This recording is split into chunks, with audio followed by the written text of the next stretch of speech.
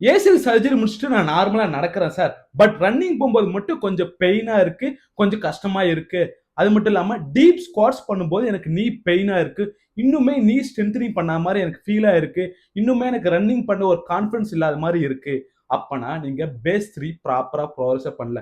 Base 3க்கு ஒரு ப்ராப்பரான exercise protocol சொல்றேன். அதுக்கு முன்னாடி இந்த மாதிரி ரிசல்ட் காணணும்னா என்ன மறக்காம ஃபாலோ பண்ணிக்கோங்க. ஃபர்ஸ்ட் எக்சர்சைஸ் பாத்தீங்கன்னா கோப்லெட் ஸ்குவாட்ஸ்.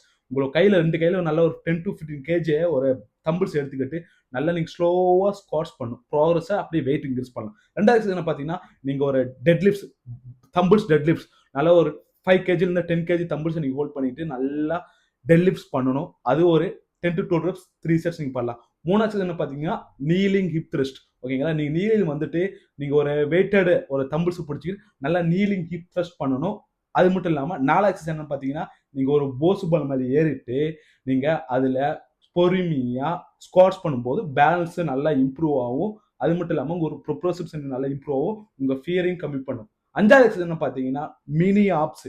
நீங்க 2 லெக்ல ஃபார்வர்ட் பேக்வர்ட்னு சொல்லிட்டு ஹாப்ஸ் பண்ணணும், ஜம்ப் பண்ணணும். அது என்னன்னு பாத்தீங்கன்னா நீங்க ரன்னிங் போறதுக்கு கொஞ்சம் ஹெல்ப்ஃபுல்லா இருக்கும் இயர்லியா. இந்த 5 எக்ஸசைஸ் ப்ராப்பரா பண்ணாவே உங்களுக்கு ஒரு கான்ஃபிடன்ஸ் ஒரு நல்ல ஸ்ட்ரென்தனிங் இம்ப்ரூவ் ஆகும். அது மட்டும் இல்லாம ப்ராப்பரான ஒரு டயட் நீங்க ஃபாலோ பண்ணணும்.